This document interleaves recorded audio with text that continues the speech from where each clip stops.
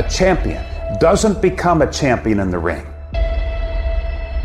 He's merely recognized in the ring. The becoming happens during his daily routine. The practicing, the developing the discipline that when applied consistently can get you to the next level.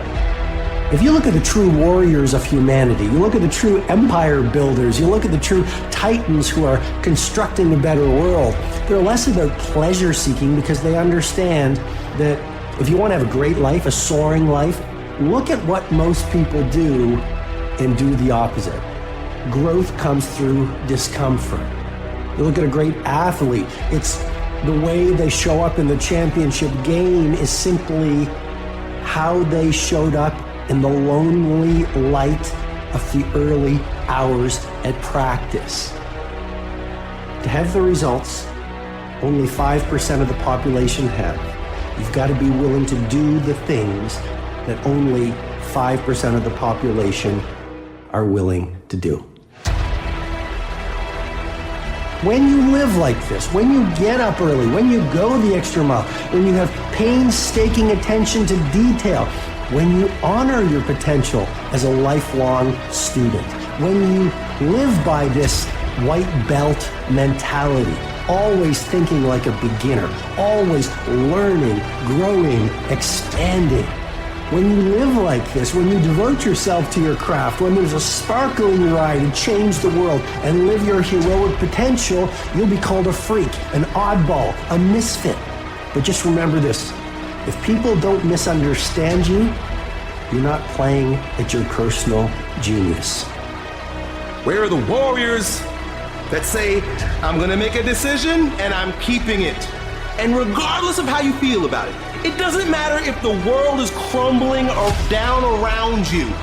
It doesn't matter what's happening. Just do the thing every single day, whether you feel like it or not. Oh, I don't feel so good today. Get your lazy, sick ass up out of bed. Your only commitment is to the activity, not to the grand scheme, not to the big picture, not to the implications of what it is that you're doing. It's to do the thing. Habits are the building blocks of our lives. It's what you can do every single day that matters more than anything. Devote yourself to something bigger. Be decisive about what you're gonna do. Say, I'm gonna do it and that's it. And then be disciplined about getting it done every single day, whether you feel like it or not.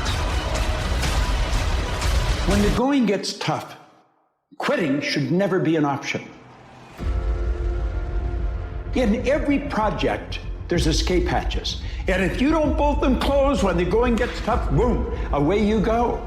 When you make up your mind to do something, quitting should never be an option. Whatever you want, you gotta be willing to accept whatever come with it. You don't judge a person by where they stand in times of comfort and convenience. You judge them by where they stand in times of challenge and controversy. Like when you work for something, it gives you a different type of attachment to it. The harder you work, the harder it is to surrender. That's why cats can give up so easy. They ain't got nothing invested. They ain't worked for it, they ain't sacrificed for it. But when a cat worked for something, like when a cat been sacrificed for something, well, you gonna have a cold day in hell before you take it from them. Because they value it different. If you're going to quit when you're at your peak, when you're very, very successful. But don't quit because you're tired of paying the price. You see, if you pay the price, the reward is going to be that much sweeter. I'm not retreating. I'm not running. I don't care if you say we outnumbered. We live by this and we die by this. We don't retreat. Once we hit that wall, we don't quit, we don't give up. We push a switch called will, and we start using our willpower. Yes, we tired. Yes, the mind is saying give up. Yes, it's saying quit. But we cannot quit because we realize we have not reached the goal yet. This is not what I dreamed about. This is not what I said I was going to do. This is what I talked about. This is not what it looks like. And then once we get past that place, we become comfortable with being uncomfortable. We no longer thrive to be in the comfort zone. We no longer place ourselves in positions that make us feel good. Because some of what you want, some of what you're trying to get ain't in the comfort zone. And so if what you want is not in the comfort zone, you got to come out of the comfort zone to get what you want. Absolutely refuse to quit when you know what you're doing, what you're studying, the price you're paying is going to pay enormous dividends in the long run. Remember, 3% of the population earn 97% of all the money that's being earned. It's not an accident. It's not that they're that bright. Some of them aren't. They've learned to pay the price, and they always earn the reward. It's got nothing to do with being smart. It's got nothing to do with being better. It has to do with being wise. And if you learn that lesson and you burn it into your mind, you will always come up with results that stick. There's a kind of instinct that you need to be on the lookout for, and this one is a liar. This one is a saboteur. This one is a backbiter. This is the instinct that says, you've had enough. This is the instinct that says, you've given it your best shot. You can stand down.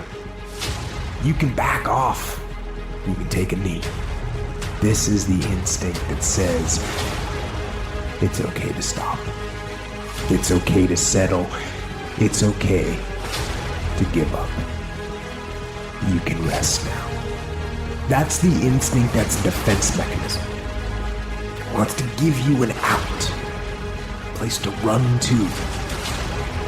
And that is the instinct you need to fight. You need to push back, to smash into the ground. Don't negotiate with weakness. You're in charge. Do not listen to that instinct. That instinct is a liar and wants to bring you down. Stop for a minute and think. Have some forethought. If I do this now, what is it going to mean later? We have to start making choices in our lives that are, even though the choice right now might not be the most comfortable thing on our flesh, we know that it will produce a great result later on down the road. So just bite the bullet and discipline yourself. Greatness will cost you something. It's going to cost you some time. It's going to cost you some energy. It's going to cost you some sacrifice. It's going to cost you some resources. It's going to cost you some hours of your life laying down, paying the price, going the extra mile, doing what other people are not willing to do. Greatness is not cheap. Greatness always costs more. That's why there's not many people who achieve greatness. They're not willing to pay the price. That's the kind of attitude you need. That's the attitude of a winner. Is I will do whatever it takes. Don't be a wimpy person who's afraid of everything hard. Do not take the easy way out. You need to train that instinct. Your instinct. Train it to say, get up, go, fight on.